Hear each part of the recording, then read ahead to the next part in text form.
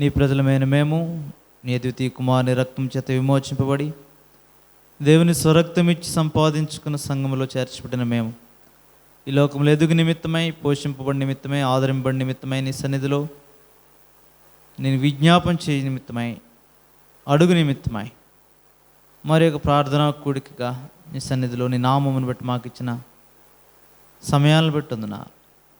దినమంతట్లో బాధ్యతలో నీ ప్రజలమైన మాకు మీరు ఇచ్చిన సహాయాన్ని బట్టి వందనాలు. ఈ సాయంకాల సమయంలో చిన్న మందగా నీ మందిరంలో కూడి వచ్చి ఉంటుండగా మీ సన్నిధితో మీ ఆత్మతో మమ్మల్ని నింపండి. పాటల ద్వారా, లేఖనాల ద్వారా మాతో మాట్లాడండి. యుక్తముగా ప్రార్థించుట జ్ఞాపకం చేసి ప్రార్థించుట కృపను అనుగ్రహించండి. మెటుకు మమ్మల్ని మీ వశంలో ఉంచుకునండి. కూడి వచ్చిన నీ ప్రజలను బట్టి వందనాలు. ఇంక నీ ఉద్దేశం వారు జత చేయబట్టుకు సహాయం చేయండి. ఏకమనస్తో ఏకాత్మతో వాక్యానుసారం నేను అడుగుట ద్వారా సమస్తను పొందుటకే కృపనివ్వండి. దేవా, సార్వత్రిక సంఘాన్ని కూడా జ్ఞాపకం చేసుకున్నాం. ఆయా చోట్ల పరిశుద్ధుల అవసరతల్లో చాలిన దేవుడికి ఉన్నాడు. దేవా, మా మధ్య మీరు వసించి మమ్మల్ని నడిపించండి. చిన్నబిడ్డలు మొదలుకొని పెద్దవారి వరకు ప్రాణాత్మ దేహములతో మిమ్మల్ని మీ వశంలో ఉంచుకున్నాను. ఆ మధ్య మీరే సింహాసనాసీనుడేయండి మహిమపరచబడవలసిందిగా కోరుతున్నాం. సమస్తమైన ఆధిపత్యం, అధికారము మా మధ్య మీరే శిరసత్వం వహించవలసిందిగా ప్రార్థిస్తున్నాం. దేవా, మా ఎడలు నీవు కలిగి ఉన్న కృపను బట్టి ఉందనా మరొకసారి నీ వాక్యం ద్వారా మాతో మాట్లాడబోచున్న సంగతులు మేము ఎరిగి విధేయులమై ముందుకు కొనసాగిపోవటం కృపనివ్వండి. మమ్మల్ని సంపూర్తిగా నీ ఆత్మవశానికి తీసుకుని వస్తూ ఈ సాయంకాల కూడికి కొరకై మమ్మల్ని మీరే మీ చిత్తానుసారంగా నడిపించమని యేసుక్రీస్తు ప్రభు రక్షకులను ప్రార్థించి వేడుచున్నాను తండ్రి, ఆమేన్.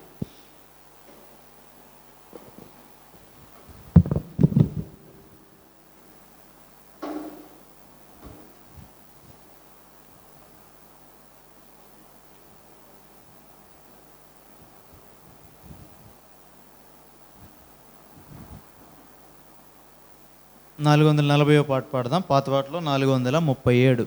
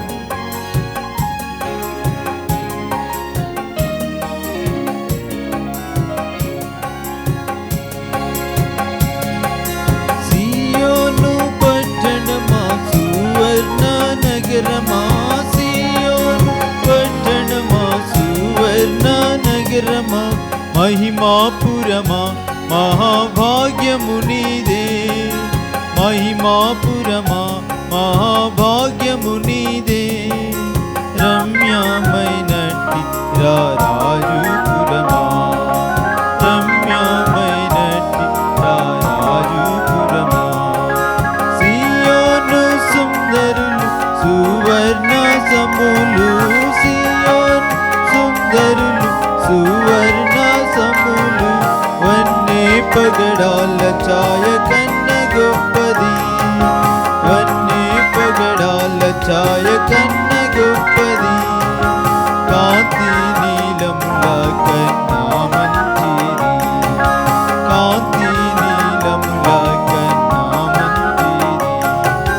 ప్రభువే నిన్ను కోరి ప్రేమించినాడు, ప్రభువే నిన్ను కోరి ప్రేమించినాడు. సర్వోన్నతుడే నిన్ను స్థిరము చేసెను, సర్వోన్నతుడే నిన్ను స్థిరము చేసెను.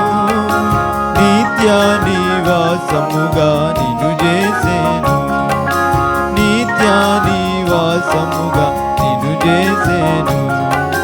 తన చంటి పిల్లను తల్లి మరచునా, తన పిల్లను తల్లి మరచునా. మరచినా గాని నేను మరువను నిన్ను, మరచినా గాని నేను మరువను నిన్ను. చెక్కితిని నిన్ను నాయర చేతుల మీద, చెక్కితిని నిన్ను నాయర చేతుల మీద. భయమేలా సియోను బలముందిలే, భయమేలా సియోను బలముందిలే. సంతసమున పాట సాహసమున పాడుడి, సంతసమున పాట సాహసమున పాడుడి. వసించు నీ ప్రభువు వచ్చి నీలో, వసించు నీ ప్రభువు వచ్చి నీలో. పెండ్లి కుమారుడు పెండ్లి కూతురును, పెండ్లి కుమారుడు పెండ్లి కూతురును చూచునట్లు నిన్ను చూచి దేవుడు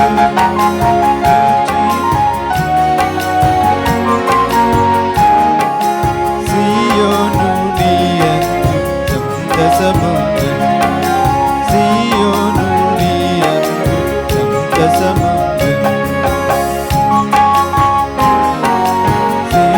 సిగ్గునొందెదారు సియోను మగవారు, సిగ్గునొందెదారు నిన్ను బాధించినట్టి నీ పగవారు, నిన్ను బాధించినట్టి నీ పగవారు.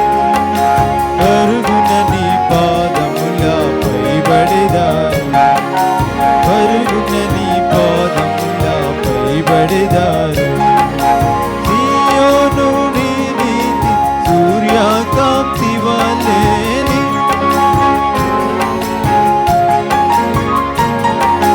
జయమున యేసు నీదు రక్షణ జ్యోతి, జయమున యేసు నీదు రక్షణ జ్యోతి. వెలిగించు వరకు విశ్రామించాడు, వెలిగించు వరకు విశ్రామించాడు. సియోను పట్టణమా సువర్ణ నగరమా, సియోను పట్టణమా సువర్ణ నగరమా. మహిమాపురమా మహాభాగ్యము నీదే, మహిమాపురమా మహాభాగ్యము నీదే. రమ్యమైనట్టి నా రాజుపురమా, రమ్యమైనట్టి నా రాజుపురమా.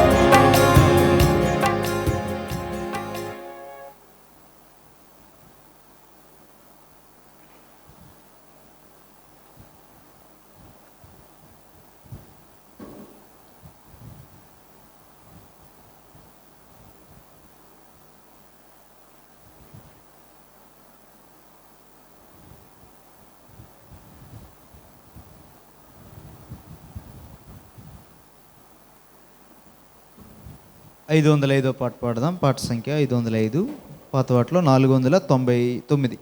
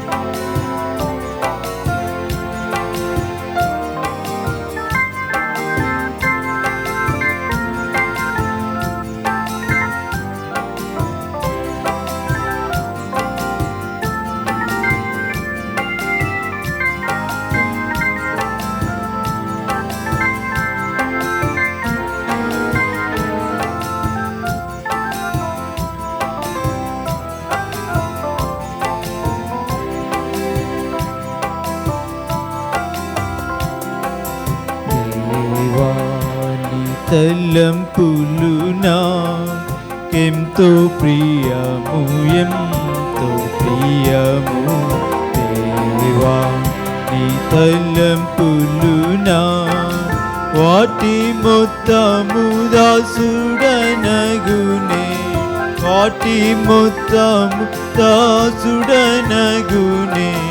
నెంచి చెప్పేద గొప్పది గొప్పది, నెంచి చెప్పేద గొప్పది గొప్పది దేవా. తలంపులు నాకెంతో ప్రియము, ఎంతో ప్రియము దేవా. నీ తలంపులు నా పాతాళపు పాశములు నన్ను ఆరికట్టగా, పాతాళపు పాశములు నన్ను ఆరికట్టగా. మరణ ఊరులు ఆవరించే, మరణ ఊరులు కృంగిపోతిను దేవా, కృంగిపోతిను దేవా, కృంగిపోతిను దేవా. ప్రార్థనలో మొర్రపెట్ట వింటివి నాది నా ధ్వని, ప్రార్థనలో మొర్రపెట్ట వింటివి నాది నా ధ్వని. అందుకే నీ పాడుదా కీర్తించెదా దేవా. నీ తలంపులు నాకెంతో ప్రియము, ఎంతో ప్రియము దేవా. నీ తలంపులు నా మీదికి తెచ్చువారు, నన్ను వేదనించెడివారు. నా మీదికి నన్ను వేదనించెడివారు దేవా. నీ రక్షణ నా నుండి, దేవా నీ రక్షణ నా నుండి దాటిపోయే అనేవారు, దాటిపోయే అనేవారు, దాటిపోయే అనేవారు. ప్రార్థనలో మొర్రపెట్ట వింటివి నాది నా ధ్వని, ప్రార్థనలో మొర్రపెట్ట వింటివి నాది నా ధ్వని. అందుకే నీ పాడుదా కీర్తించెదా దేవా. నీ తలంపులు నాకెంతో ప్రియము, ఎంతో ప్రియము దేవా. నీ తలంపులు నీవే నా కాపారినంటివి, కాపుదలలో నాలేకాయుంటిని. నీవే నా కాపారినంటివి, కాపుదలలో నాలేకాయుంటిని. పాపమెరుగానంటి పాపినయ్యుండి, పాపమెరుగానంటి శాపగ్రస్తుడనైతి దేవా, శాపగ్రస్తుడనైతి దేవా, శాపగ్రస్తుడనైతి దేవా. ప్రార్థనలో మొర్రపెట్ట వింటివి నాది నా ధ్వని, ప్రార్థనలో వింటివి నాది నా ధ్వని. అందుకే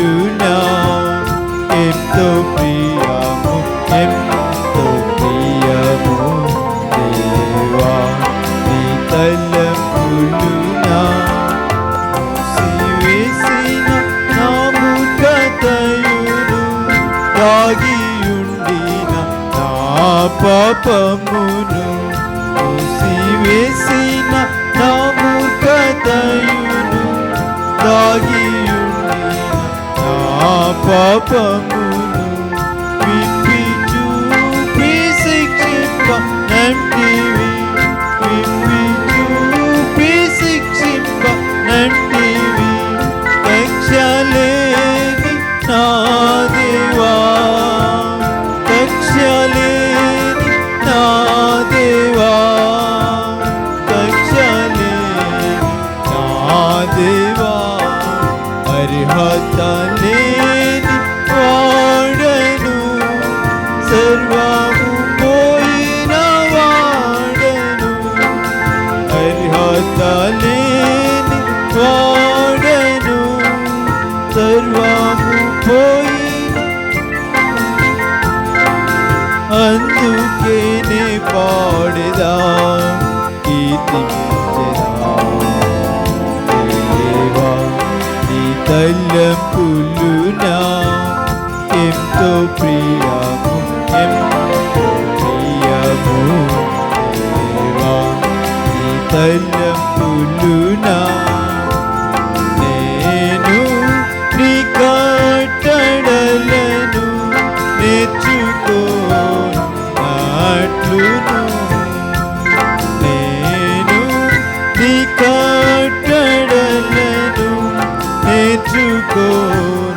నేర్చుకోనట్లును శ్రమ పొందియుండుట నాకు శ్రమ పొందియుండుట నాకు మేలని నేర్పించితివి మేలని నేర్పించితివి మేలని నేర్పించితివి నీ ధర్మశాస్త్రము నాకు ప్రియము దినమెల్లా నేను ధ్యానింతును నీ ధర్మశాస్త్రము నాకు ప్రియము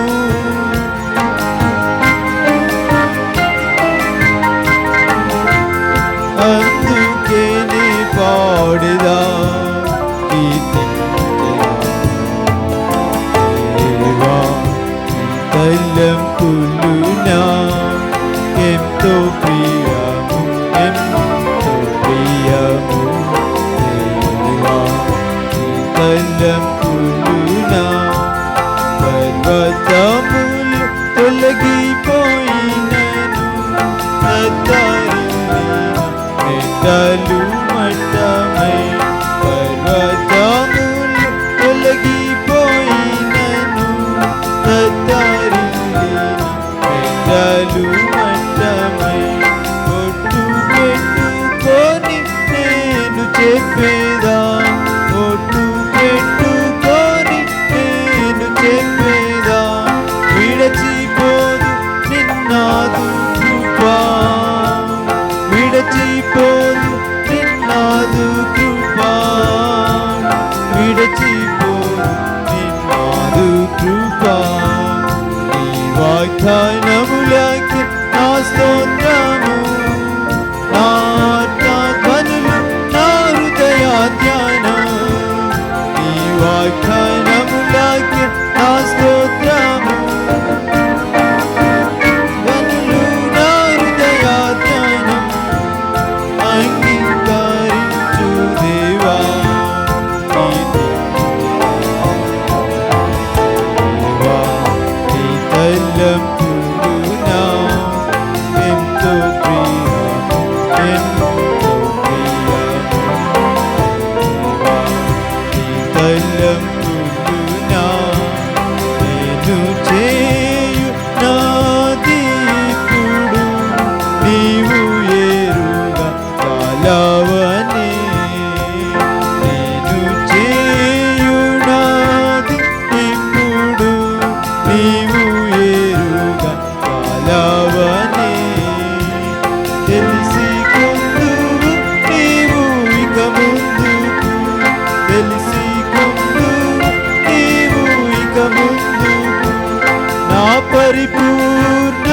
మార్గమిదే నా పరిపూర్ణ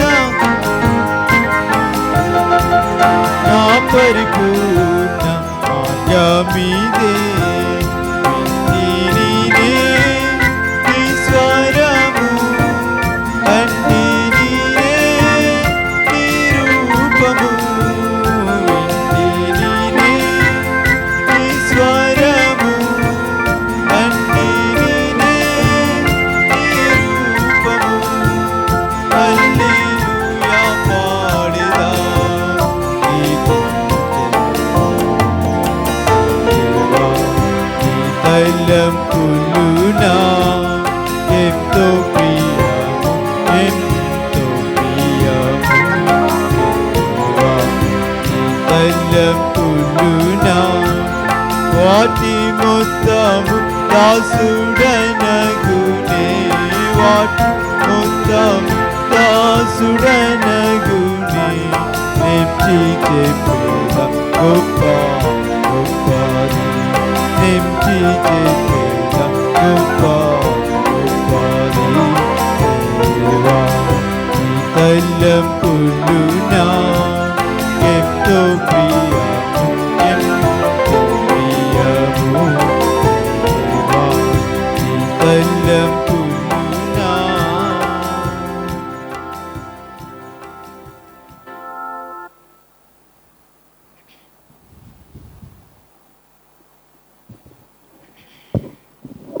ఓకే, లేఖనాలు చూద్దాం.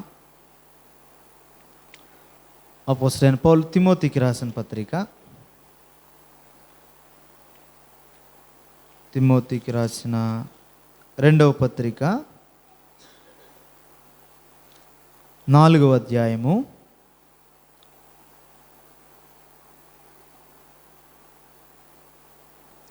8వ వచనం అందరం కలిసి చూద్దాం. అపోస్తలుడైన పౌలు తిమోతికి రాసిన 2వ పత్రిక 4వ అధ్యాయము 8వ వచనాన్ని అందరం కలిసి చూద్దాం. ఇక మీదట నా కొరకు నీతి కిరీటం ఉంచబడి ఉన్నది. ఆ దినమందు నీతిగల న్యాయాధిపతి అయిన ప్రభువు అది నాకు మాత్రమే కాకుండా తన ప్రత్యక్షతను అపేక్షించు వారికి అందరికీ అనుగ్రహించును. రవి లేఖనం ద్వారా మనతో మాట్లాడి ప్రభును యుక్తముగా ప్రార్థించిన నిమిత్తమై మనల్ని సిద్ధపరిచినట్లు ప్రభు సహాయం కొరకే ప్రార్థన చేద్దాం. ప్రేమ కలిగిన తండ్రి, మరొకసారి వందనాలు. కూడి వచ్చిన నీ ప్రజలను బట్టి కూడా వందనాలు. పాటల ద్వారా మాతో మాట్లాడినావు. నీ లేఖనాలు కూడా మా భాషలో రాయించిన కారణాన్ని బట్టి చదువుటకై మాకు ఇచ్చిన కృపకే వందనాలు. అయితే దీన్ని ధ్యానించినప్పుడు మాకేది అవసరమో నీ ఆత్మ ద్వారా ఈ సమయం కొరకే మీ పరిశుద్ధ ఆత్మని ద్వారా పరలోకం నుండి నీ సింహాసనం నుండి మాకు అనుగ్రహించాను. నిలబడి నీ దాసు నిష్ప్రయోజకుడిని మీ సిలువ చాటును మరుగుపరుచుకునండి. నన్ను నేను ఖాళీ చేసుకొని చుంటుండగా మీ ఆత్మతో నింపి నీ పరిశుద్ధ ప్రజలకు ఏది అవసరమో ఇట్టి రీతిగా మా యొక్క ప్రార్థన ఉండవలను. ఈ సమయంలో నీ వాక్యం ద్వారా మాకు బోధించవలసిందిగా మీకు అప్పగించుకుంటూ యేసుక్రీస్తు ప్రభువు రక్షకుని నామమున ప్రార్థించి వేడుచున్నాను తండ్రి, ఆమేన్. ఇక్కడ అపోస్తలుడైన పౌలు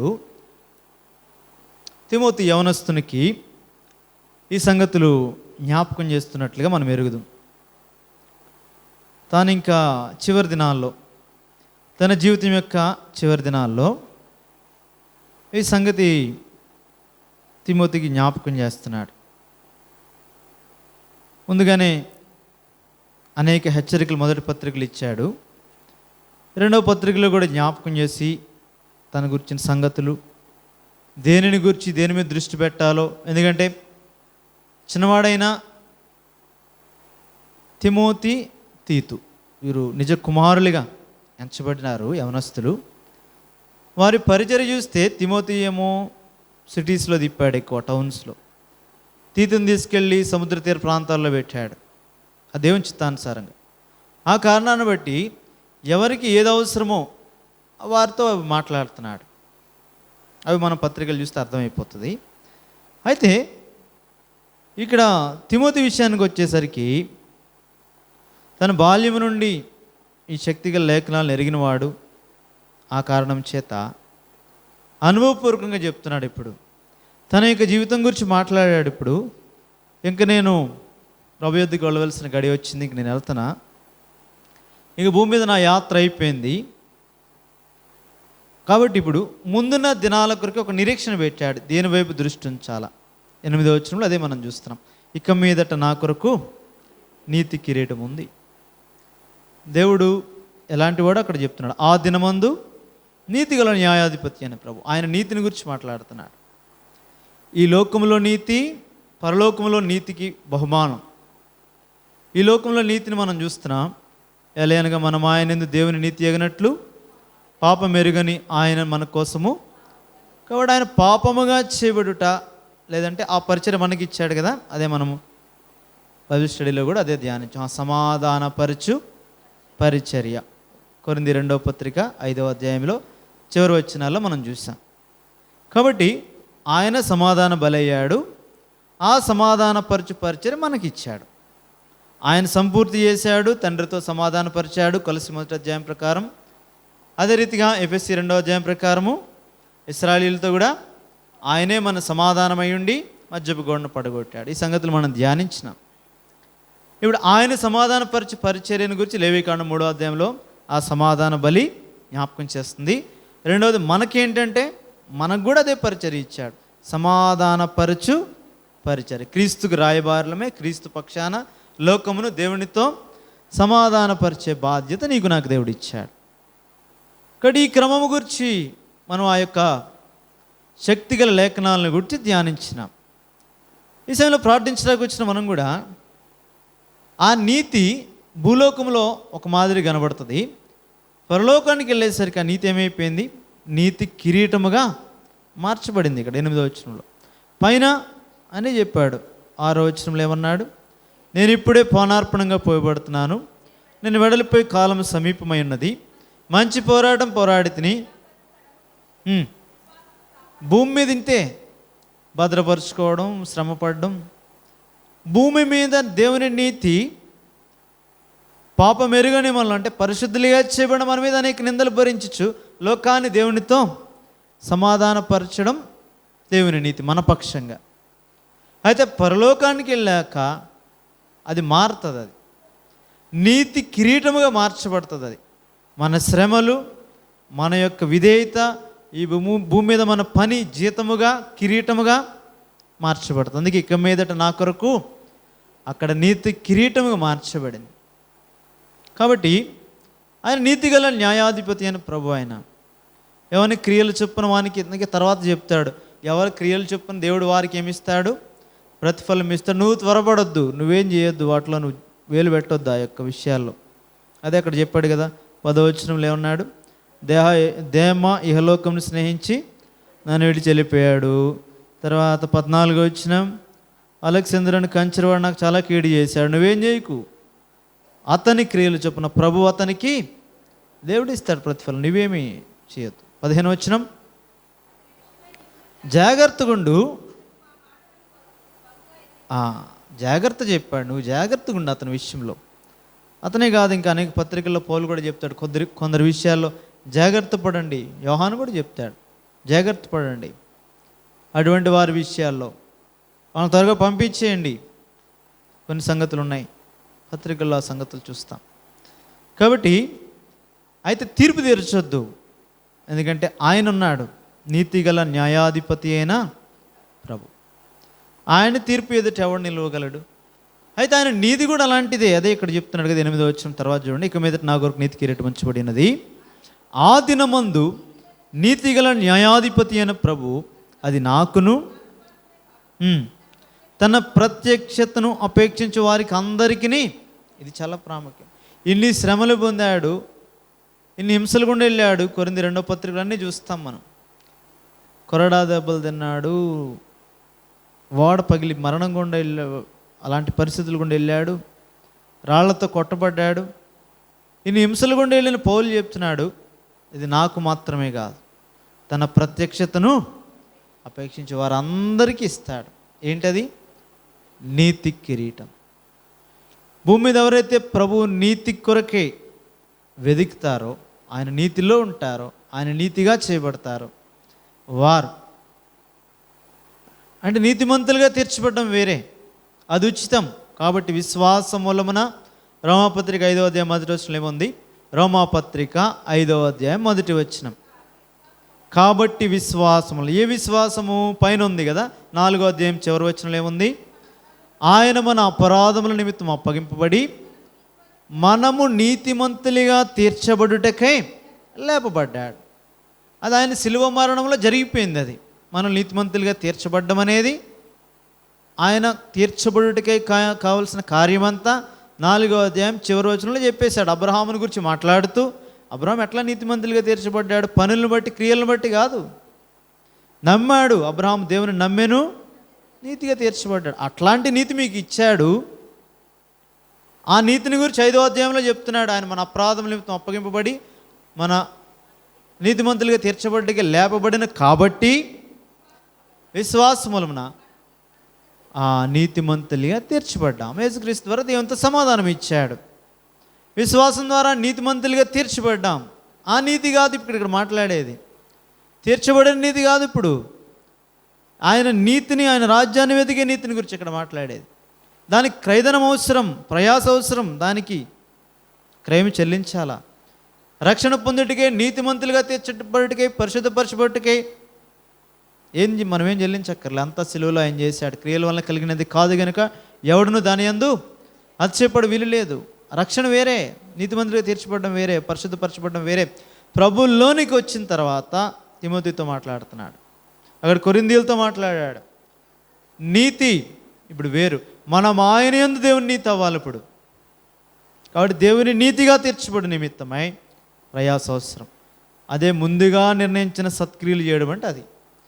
కాబట్టి ఇప్పుడు ఈ నీతి, దేవుని నీతి కొరకే వెతుకుతూ వెళ్ళిపోవాలి మనం. అపోస్తలుడైన పౌలు అట్లా వెళ్ళాడు, తిమోతిని అట్లా హెచ్చరించాడు. ఎవరైతే ఆయన నీతిలో ఉంటారో వారు ఆయనతో ఉంటారు, ఆ నీతి కిరీటం కలిగిన వారే. అది దేవుడు మాట్లాడే సంగతి. పౌలు ద్వారా అది హెచ్చరిస్తున్నాడు మనకు కూడా. ఆయన నీతిగల న్యాయాధిపతి, భూమి మీద ఎంత కృప విస్తరింపజేస్తున్నాడో పాపం విషయమే శిక్ష కూడా అలాగే ఉంటుంది.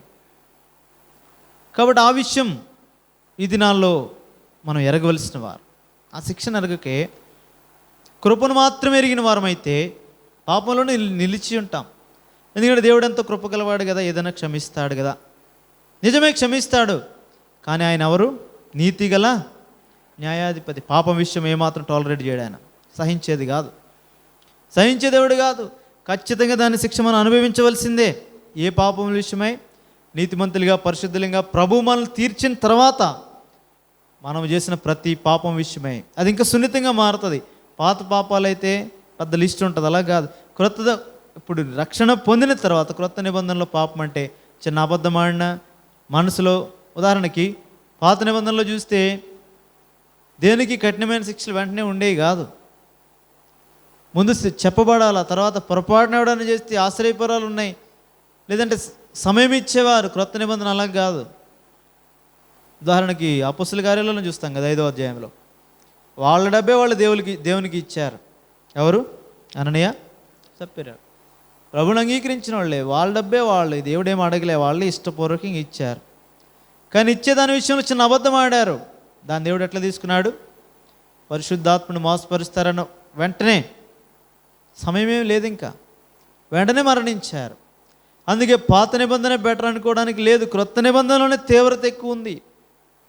ఆయన ఎంత కృపగలవాడు, అంత నీతిగల న్యాయాధిపతి. ఆ నీతిని, ఆ న్యాయమును మనం అనేక పర్యాయంలో ధ్యానించిన కారణాన్ని బట్టి, కృపనే ధ్యానిస్తున్న కారణాన్ని బట్టి పాపములో నిలిచి ఉంటున్నాం. కాబట్టి మనం ఇది ఎరగాల. ఈ సంగతులు మనమే కాదు, మనతో లేదంటే మన బంధువులు కావచ్చు, మన రక్త సంబంధికులు కావచ్చు. పౌలు అంటాడు కదా, సాధ్యమైతే దేహ సంబంధులైన నా వారి కొరకే క్రీస్తుకు దూరస్తుడినై శాపగ్రస్తుడినై ఉండా కోరుతున్నాను. కాబట్టి ఎందుకంటే అది మనకు కూడా అవసరం, ఆ భారం అవసరం, పాపం విషయమై ఆ తీవ్రత అవసరం. ఎందుకంటే ఆయన నీతిగల న్యాయాధిపతి అని ప్రభువు ప్రతిసారి కృప వరకే చూస్తున్నాం కావని కృపా సత్య సంపూర్ణుడు, సత్యం కూడా ఉంటుంది. ప్రకటన గ్రంథంలో అదే ఉంటాయి, ఆయన తీర్పులు, న్యాయములు, సత్యములు. అందులో ఏమాత్రమైన రాజీపడే దేవుడు కాదు. అనేక పర్యాయములు అది ఎరుగకే. అందుకే పరిశుద్ధ లేఖనాల్లో దేవుని తీర్పులు చూస్తే సామాన్యంగా ఏమి ఉండవు అవి. అనేక పర్యాయాలు మనం ఒకవేళ బాధపడే రీతిలో ఉంటాయి అవి. వాటిని గురించి ధ్యానం చేస్తే మనకు అర్థమవుద్ది. మనుషులు మొక్కలుగా నరకడం ఏంటి, లేదంటే ఆకాను రాళ్లతో వాళ్ళ సంబంధికులందరినీ కొట్టడం ఏంటి, మానవులంగా మనం చూస్తే ఆ ఒక్క కాంటెక్స్ట్, ఆ ఒక్క భాగాన్ని పెట్టుకొని చూస్తే ఎంతో బాధపడతాం. పాపం ఒకటి చేస్తే వాళ్ళందరినీ చంపడం ఏంటి, లేదంటే వాళ్ళు ఇంత దారుణమైన మరణం గుండా వెళ్ళడం ఏంటి, ఇంతమంది చనిపోవడం ఏంటి. కానీ ఆయన నీతిగల న్యాయాధిపతి అంతే. ఎప్పుడైతే ఆ పాపము విషయమైన తీవ్రతను ధ్యానం చేస్తామో ఆయన చేసిన శిక్ష ఏమి కఠినంగా కనబడదు. పాత నిబంధనలు దేవుడు ఏది విడిచిపెట్టడు, ఎవరిని విడిచిపెట్టడు, మనల్ని కూడా విడిచిపెట్టడు. ప్రభు కొరకు నమ్మకంగా ఉండవలసిన వారమే. కొత్త నిబంధనలు ఇంకా తీవ్రతది. అది మనకి బోధించబడని కారణం చేత ఎక్కువైన కృప, లేదంటే మనం ప్రభువును ఒక యాంగిల్లోనే చూస్తున్నాం కాబట్టి పాపం విషయంలో రాజీ పడిపోతున్నాం. లోకంలో క్రైస్తవులుగా పిలువబడే దేవుని ప్రజలు పాపం విషయంలో తీవ్రత లేని వారైతే వారు ఆయన వారు కారు. ఎందుకంటే ప్రభు పాపం విషయమే ఖచ్చితంగా ఆ శిక్షలను చూపించాడు. పాత నిబంధనలో ఖచ్చితంగా వాళ్ళు చంపాడు, వాళ్ళ మీద పడ్డాడు. ఎంత శిక్ష వారి ఎదురు చూపించాడో అంత కృపతో వారిని తర్వాత సమకూర్చాడు. ఎంతగా బతిమాలుకున్నాడు దేవుడు ప్రవక్తలను పంపి, నేను తప్ప వేరొక దేవుడు ఉండకూడదు, నన్నే సేవించాలి మీరు. ఎన్ని మార్లు వారితో చెప్పినా వారు వినలేదు. ప్రవక్తలు పంపించాడు, పెందలగండే పంపించాడు, అయినా వారు వినలే. పైగా వారు ఆయా విగ్రహారాధన, బయలుకు, అష్టారోషు, ఆకాశరాణి పూజలు రకరకాలన్నీ చేసి శిక్షణ తెచ్చుకొని మాటి మాటికి ప్రభువుని శోధించిన ప్రవక్తల గ్రంథాల్లో చివరికెళ్ళి చూస్తే కఠినమైన శిక్షలు చూస్తాం. అంతేకాదు మరలా సమకూర్చడం కూడా చూస్తాం. యాకోబు భయపడొద్దు, పేరు పెట్టి నిన్ను పిలిచి నన్ను రా, ఇశ్రాయేలు నువ్వు నా జ్యేష్ఠ కుమారుడు రా, మరలా నేను మహింపరుచుకుంటాను నాలో, నీ ప్రభు వైపే తిరుగు. అంత రిస్టరేషన్, అంటే అంత సమకూర్పు ఆయనలో ఉంది. అయితే పాపం విషయమే తీవ్రత కూడా అలా ఉంది. వారందరినీ శిక్షించాడు. అట్లనే ఎవడు కనాన్లోకి ప్రవేశింపజేయలేకపోయినాడు. వారి పాపాన్ని బట్టి కొద్దిమంది శేషం వెళ్ళారు. దావీదు పాపం చేస్తే దావీదుని విడిచిపెట్టలే, పిల్లలుగా చూపించాడు. అందరూ అట్టి రకమైన మరణం గుండా, లేదంటే ఆ శిక్ష గుండా వెళ్ళారు. హృదయానుసారుడే. అయితే వానిలో హృదయానుసారుల కారణం ఏంటంటే పశ్చాత్తాపం, ప్రభు వైపు తిరుగుట. వెంటనే ప్రభు యొద్దకు వెళ్ళాడు. దేవుని చిత్తాన్ని గ్రహించుట, అది దావీదు జీవితంలో మనం ఎరగగలం. అందుకే మనం కూడా ప్రార్థించడానికి వచ్చిన మనము ఈ సమయంలో గమనించవలసిన సంగతి ఏమంటే, నీతిగల న్యాయాధిపతి అయిన కృపలో మనల్ని ఎంత విస్తరింపజేసి మనల్ని భద్రపరుస్తున్నాడో, ఎంత సమకూరుస్తున్నాడో, పాపముల విషయమై, మన యొక్క అవిధేయత విషయమై శిక్షకు కూడా మనం పాత్రులం. కాబట్టి ఆ శిక్ష నుండి తప్పించుకోనాలంటే ఆ భయం ఉండాలి. పాపం విషయమై బయటికి కనబడేదే కాదు, హృదయంలో కూడా దేవునికి విరోధంగా మాట్లాడే ప్రతి మాట, ప్రతి ఆలోచన త్వరపడకూడదు. అంతేగా దేవుని చిత్తాన్ని కనుక్కునే విషయంలో కూడా త్వరపడకూడదు. మన ఇష్టాన్ని నెరవేర్చిన నిమిత్తమై, మన హృదయంలో ఉన్న ఆశ నెరవేర్చిన నిమిత్తమై అక్షరాన్ని ఆధారం చేసుకొనకూడదు. ఆత్మదేవుడు నడిపిస్తాడు, అన్నిటినీ సమకూరుస్తాడు. ఆయన ఏదైనా దేవుని చిత్తం నెరవేర్చబడాలంటే అన్నిటినీ ఆయనే సమకూరుస్తాడు. మనం సమకూర్చుకోవడం కాదు, మనం వాటిని మేనేజ్ చేయడం కాదు, పరిస్థితుల్ని. దేవుడే అన్నిటినీ, అదే చెప్తాడు కదా 8:28 రోమాపత్రికలు ఏమంటాడు, దేవుని ప్రేమించే వారికి అనగా ఆయన సంకల్పం చొప్పున పిలువబడిన వారికి మేలు కలుగుటకే సమస్తమును ఆయన సమకూరుస్తాడు. మనం సమకూర్చుకోవడం కాదు, మనం సిద్ధపరచుకోవడం కాదు, మనం ఒప్పించుకోవడం కాదు. ఏదైనా ఉద్యోగం కానీ, లేదంటే ఏదైనా విషయాలు భౌతికంగా ఆలోచన చేస్తే దేవుని చిత్తాన్ని అనుకుంటున్నప్పుడు మనం అందరినీ సమకూర్చడం కాదు, మనం అందరినీ ఒప్పించడం కాదు, ఆయన సమకూరిస్తే దేవుని చిత్తం. అదే ఆయన చెప్తాడు కదా, అది అనుకూలము, సంపూర్ణం, ఇదంతా ఉంటుంది రోమాపత్రిక 12వ అధ్యాయంలో. ఇక్కడ మనం చాలా జాగ్రత్త పడాలి ఆ విషయాల్లో.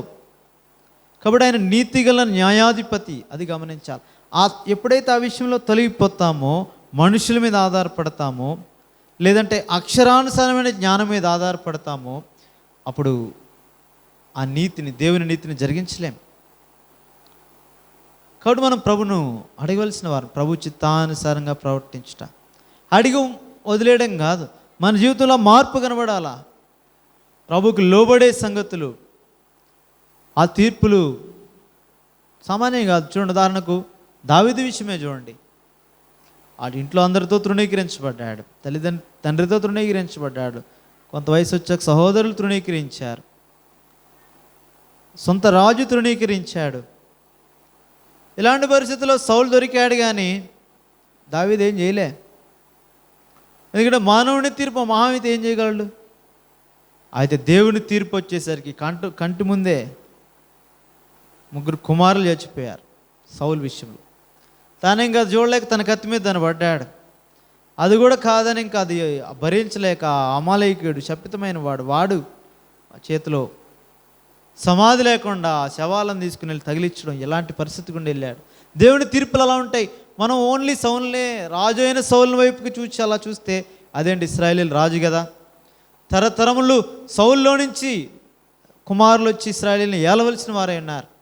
అయితే దేవుడు తృణీకరించాడు.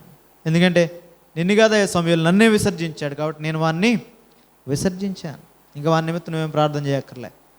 కాబట్టి తీర్పు చూసినప్పుడేమో భయం వేస్తుంది మనకు, కానీ వాని పాపం ఎట్లుంది దేవుని ఎదుట, సౌలు పాపం దేవుని ఎదుట అంత కఠినంగా కనబడిన కారణాన్ని బట్టి దేవుడు అట్టు శిక్ష ఇచ్చాడు.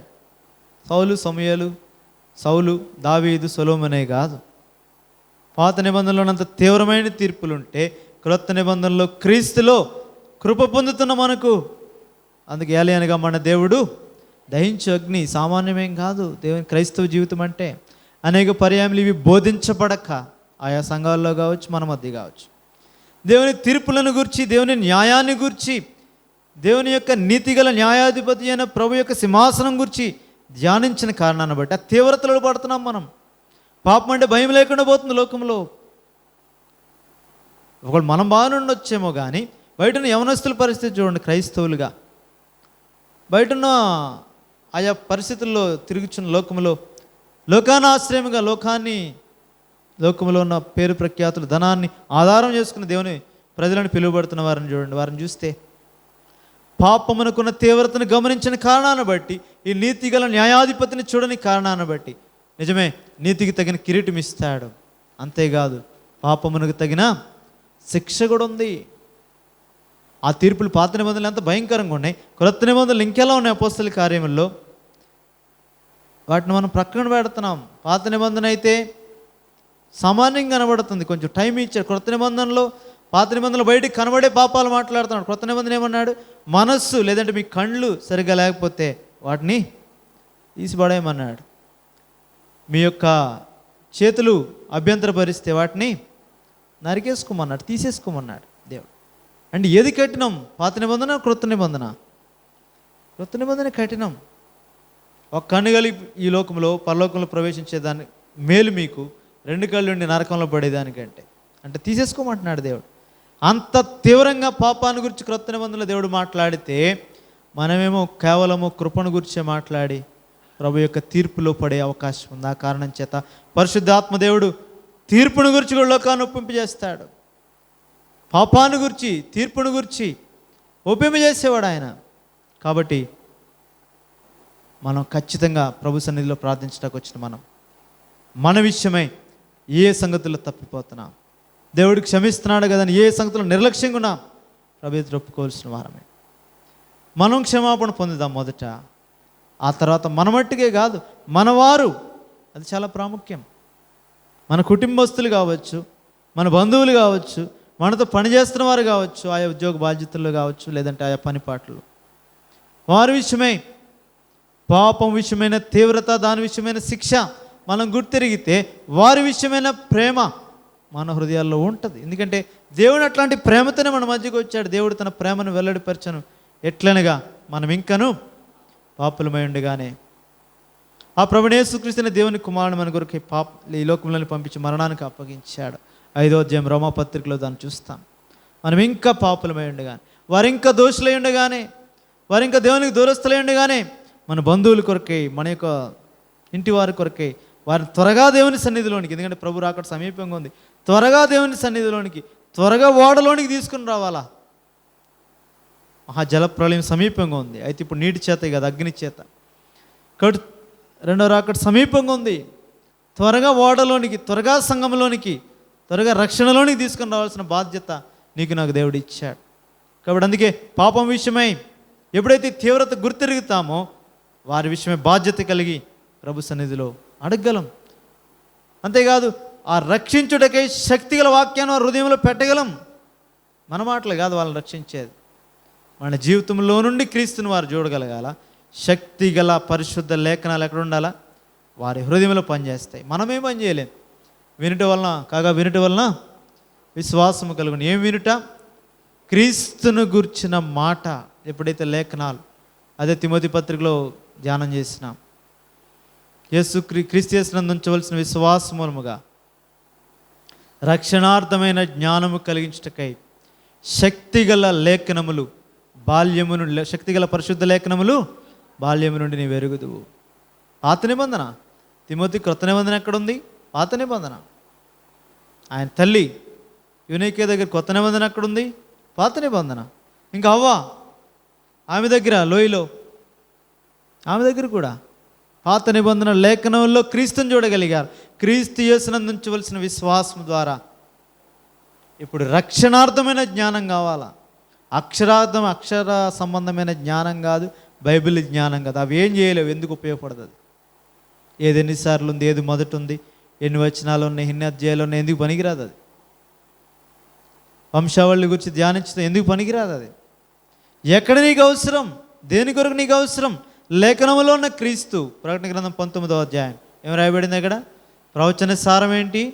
యేసును గూర్చిన సాక్ష్యం. యోహాను సువార్త 5వ అధ్యాయంలో ప్రభు ఏం చెప్పాడు? నిత్యజీవం లేఖనముల్లో కలదని మీరు పరిశోధిస్తున్నారు, అవే నన్ను గూర్చి సాక్ష్యం ఇస్తున్నాయి. లేఖనాల సాక్ష్యం, సారం ప్రభువైన యేసుక్రీస్తుని గురించిన సాక్ష్యం. అది ఆయనను చూడగలగాల. ఆయన ఎన్నిసార్లు మాట్లాడలేదు? నేరుగా మాట్లాడు కదా. చక్కగా ఆత్మ ద్వారా మనం గ్రహించిన నిమిత్తమై క్రీస్తుని గురించిన మాట అన్నాడు. మోషే గ్రంథంలోను ప్రవచన గ్రంథాల్లో నన్ను గుర్చిన లేఖనముల భావం అన్నాడు లూకాసు వార్త 24వ అధ్యాయంలో. ఇంకా కిందకు వస్తే కీర్తనలు కూడా యాడ్ చేశాడు. నన్ను గుర్చిన భావం అంటాడు లూకాసు వార్త 24వ అధ్యాయంలో. మోషే ధర్మశాస్త్రంలో, ప్రవచన గ్రంథాల్లో, కీర్తనల్లో కూడా నన్ను గురించి రాయబడి ధ్యానించండి. అప్పుడు వారు మనసుని తెరిచాడు, లేఖనములు గ్రహించారు వారు. ఎందుకు లేఖనాలు?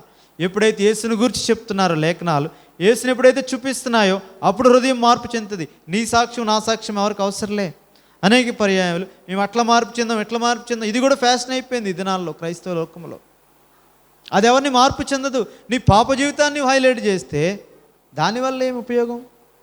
ప్రభు యొక్క రక్షణ కార్యం, ప్రభువుని గురించి బోధించాలా, ప్రభువుని చూపించాలి. లేఖనంలో నుండి మన జీవితం ద్వారా ప్రభువుని చూపించాలా. వాక్యాన్ని ఎప్పుడైతే వినిపింపజేస్తామో వాక్యం పనిచేస్తుంది. ఆయన దేవుడు. మన మాటలు ఎందుకు పనిచేయవు? ఎంత చక్కగా సమకూర్చుకొని వర్తమానం చెప్పిన దానివల్ల ఉపయోగమే లేదు. ఎందుకు? క్రీస్తుని గురించిన మాట ఆత్మ ద్వారా హృదయంలోనికి వెళ్ళేది, ఇంకేది వెళ్ళదు, ఏది పనిచేయదు. ఒకవేళ భౌతికంగా ఏదో మ్యూజిక్ని బట్టో, లేదో ఆ సమయంలో చెప్పిన కథలను బట్టో హృదయం ఒప్పింపబడి, అనగా హృదయం యొక్క ఆవేశాలు, ఆ యొక్క లోపల ఉన్న సంగతులు మానసికంగా ఒప్పింపబడి రక్షణ కొరకు కాళ్ళు ఇస్తే చెయ్యెత్తుతావేమో కానీ ఆ కాంపౌండ్ వదిలి బయటికి వెళ్ళగానే హృదయం దాన్ని స్పందించదు, పనిచేయదు. అది చెప్పుకోవడాకే ఎంతమంది రక్షణ పొందారు. ఎప్పుడైతే వాక్యం నేరుగా ఆత్మ ద్వారా హృదయంలోకి వెళ్తుందో వాక్యం పనిచేస్తుంది. మన గొప్పతనం ఏమీ కాదు, అది మానవులకు ఏం చేయలేము, అది కేవలంగా ప్రభు ఇచ్చేది. హృదయం మార్పు చెందుట ప్రభు కోరేది. హృదయం ఎప్పుడైతే మార్పు చెందుతుందో ప్రభు నివాసం చేస్తాడు, ప్రభు వారం కొంటాం. దీని కొరకు ప్రభుకు అప్పగించుకుందాం. ఈ తీవ్రత గుర్తెరగాలి. ఇప్పుడు మనమే కాదు, లోకమంతటా, సంఘమంతా ఇది గుర్తెరగాల. పాపము, దాని తీవ్రత, దాని శిక్ష, నీతిగల న్యాయాధిపతి. కృప ఒకటే కాదు, ఎట్లయినా కృపగల దేవుడు ఎప్పుడైనా సమకూర్చాడు. ఈ ఒక్క మాట చెప్తే నిజమే ఆయన కృపగల దేవుడే. పాపం విస్తరిస్తుంది కాబట్టి ఆయన మనల్ని సమకూర్చాలి కాబట్టి కృప.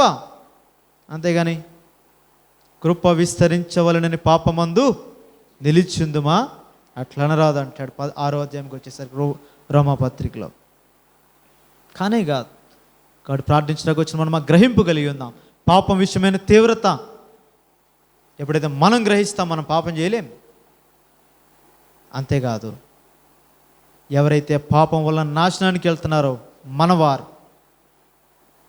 దేహ సంబంధులైన మనవారు, మన భాష, మన ప్రాంతం, మనవారు, మనం కనబడుతున్న వారు ఆ శిక్షకు పాత్రులు ప్రభుని ఎరగనే కారణాన్ని బట్టి, ఆ కారణాన్ని బట్టి మనలో క్రీస్తుని చూపించుట. అంతేకాదు క్రీస్తు మాట వారు వినిపింపజేయాలి, మన మాటలు కాదు.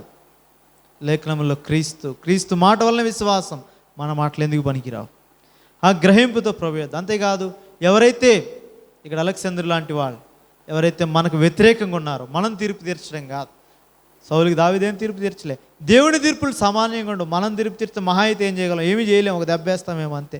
ప్రభు ఒక్కసారి పట్టుకున్నాడంటే సామాన్యంగా. అందుకే తీర్పు మీరుగా తీర్చేది అది నా పని అంటాడు.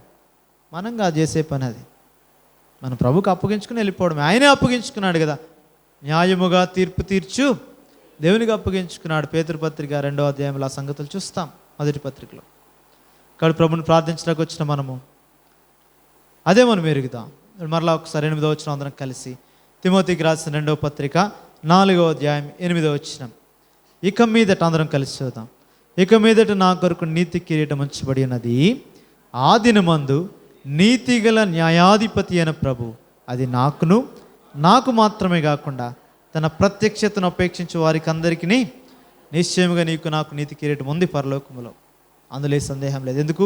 మనం ప్రభు యొక్క ప్రత్యక్షత కొరకు ఎదురు చూస్తున్నాం. ఎదురు చూసే దేవుని నీతి అని నీవు నేను కూడా మన కొరకే మొట్టమొదటిగా ప్రభుకు అప్పగించుకుందాం. ప్రభువా, నేను నీ నీతి నెరవేర్చాలా. మేము నీ యందు దేవుని నీతి అగునట్లుగా పాపం ఎరుగని నీవు మా కోసం పాపంగా చేయబడ్డావు. ఇప్పుడు లోకము నీతో సమాధానపరిచే పరిచర్య మాకు ఇచ్చావు. మేము కూడా అనేక నిందలు శ్రమలు పొంది దేవుని నీతిగా మీ యొద్ద నీతి కిరీటం పొందాలి. దీని కొరకు మొదట మనం దేవునికి ప్రతిష్ఠించుకుందాం.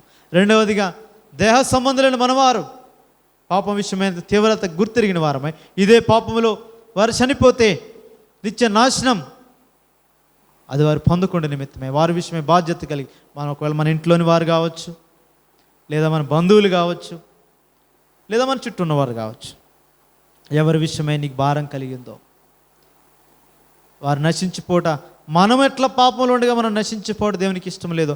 వారి కొరకు కూడా ప్రాణం పెట్టాడు ఆయన. శిలువ కార్యం, రక్షణ కార్యం అంతా శిలువలో సంపూర్తి చేశాడు. వారు దాన్ని విశ్వసించట్లే. మనమైతే విశ్వసించాం. వారు విశ్వసించలాగన క్రీస్తు మాట వారి ఎద్దకు వెళ్ళేలాగన వారి కొరకై కూడా బాధ్యత పడాలి. ఎందుకంటే మనం పరలోకంలో సదాకాలం సంతోషంతో ఉండి వారి నరకంలో ఉండటం మనకి ఇష్టం లేదు. ఎందుకంటే దేవుని ప్రేమ మన హృదయాల్లో కుమరించబడింది. ఆ ప్రేమ వారికి లేదు. అది ఎవరికి లేదు? ఆ శాస్త్రుల పరిచయాలకు యోహాను సువార్త 5వ అధ్యాయంలో లేదు కాబట్టి, దేవుని ప్రేమ మీలో లేదు కాబట్టి మీరు నన్ను నమ్మట్లేదు అన్నాడు ఆయన. మీరు లేఖనాలు పరిశోధిస్తున్నారు, నిత్యజీవం అందులో ఉందని, కానీ నన్ను నమ్మట్లేదు. ఆ లేఖనాలు నన్ను గురించి సాక్ష్యం ఇస్తున్నాయి. ఎందుకు నమ్మట్లేదంటే దేవుని ప్రేమ లేదు మీలో. యోనాగుడిలో కూడా లేదు కదా. రక్షణ పొందడానికి అంత ప్రకటన చేశాడు, అంత పునరుద్ధాన అనుభవాన్ని కలిగి ఉన్నాడు. 2వ అధ్యాయంలో ప్రార్థన చేసి యోనా గ్రంథంలో ఎంత సువార్తను ప్రకటించాడు. దేవుడు ప్రకటించమన్న వార్త, వారు పశ్చాత్తాపులయ్యారు, దానికి ఫలితం వచ్చింది. కానీ దేనికోసం ఆలోచన చేస్తున్నాడు? వాళ్ళు ముందు చేసిన పాపానికి శిక్ష వాళ్ళకి పడాల, వాళ్ళకి పడలేదు. దాని విషయం ఎంత అభ్యంతరపడ్డాడు. మనం ఆ రీతిగా ఉండకూడదు. అందుకే మన కొరకు రాయించాడు 4 అధ్యాయాలు యోనా గ్రంథం.